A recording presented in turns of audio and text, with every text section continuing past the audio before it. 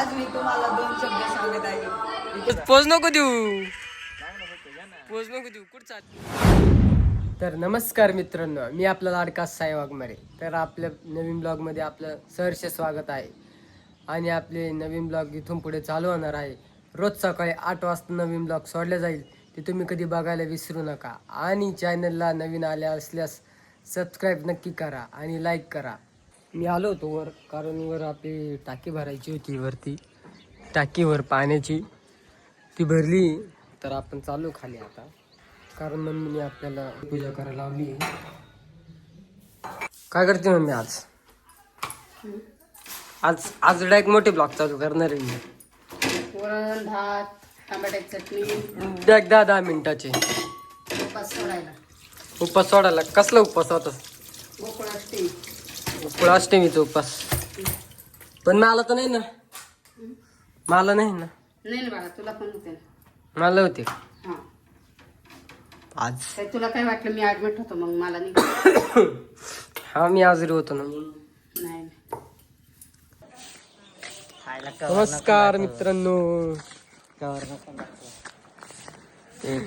Smile कर ना. अरे हस ना.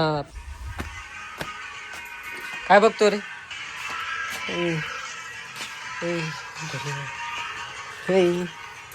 इकडे बघ, इकडे इकडे बघ, इकडे. काय काय द्यायचं? मला इथं द्यायचं. कुठं काठीला कुठे काटे? आले. चक्कर काढू आम्हाला.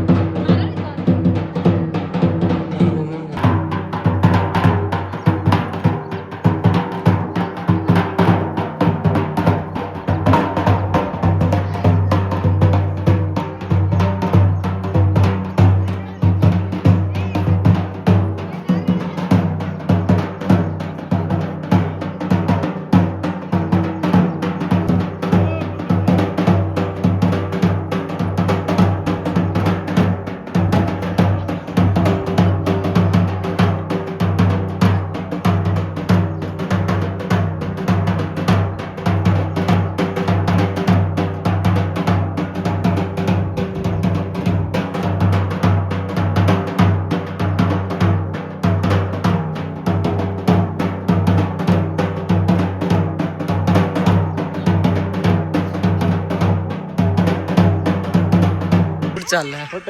कुठे चालले तुम्ही? हिंडायला. हा, पोज नको देऊ. पोज नको देऊ. कुठे चालले तुम्ही? हिंडायला. कुठे हिंडायला? हिंड फुदळे तुम्ही आज. हिंड फुदळे. पोशाख तुला भारी केला आज. इकडे पाय 10 रुपये. धार दाखव. दार लावून तिकडे काय तुम्हाला गवत कापायचे एक शर्टाने?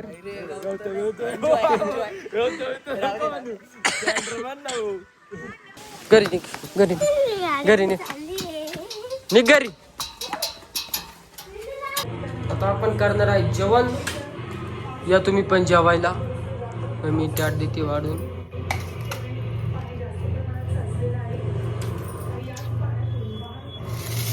वा, किती भारी जेवण आहे.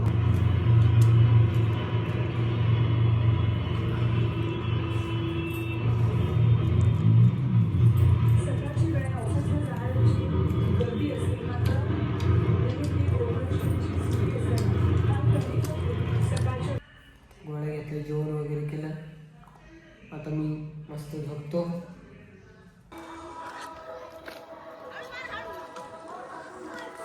आता आम्ही चाललोय देवळा का कार्यक्रम आहे. जेवायचं काय रे तुला कसं काय करायचं? असे उलट पण केलं दिसत.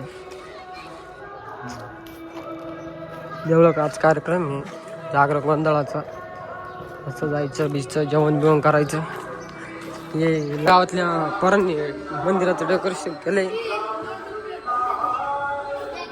चाल, एक नंबर केलं रे. आज माझे बघितली ना. आज मी तुम्हाला 2 शब्द सांगत आहे. तिथे शांती ऐकावे. मी तुम्हाला माईक देऊन मोठी हे करतो. हॅलो, नमस्कार. माझं नाव वैभव. तुझा रे. माझा नाव स्नेह जाधव. तुझा रे. हे म्हणतो अगं मी पाण्याला जाते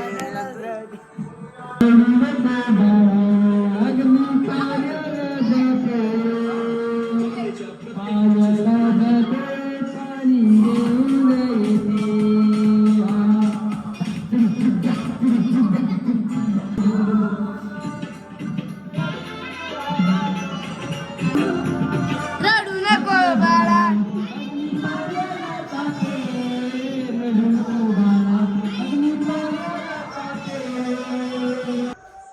कसा वाटला ब्लॉग कमेंट करून नक्की सांगा आणि इथून पुढं व्हिडिओ बघायला कधी विसरू नका आणि सबस्क्राईब करायला पण कधी विसरू नका. मी चाललोय देवळा का कार्यक्रम आहे. जेवायचं काय रे? तुला कसं काय करायचं असं उलट म्हणून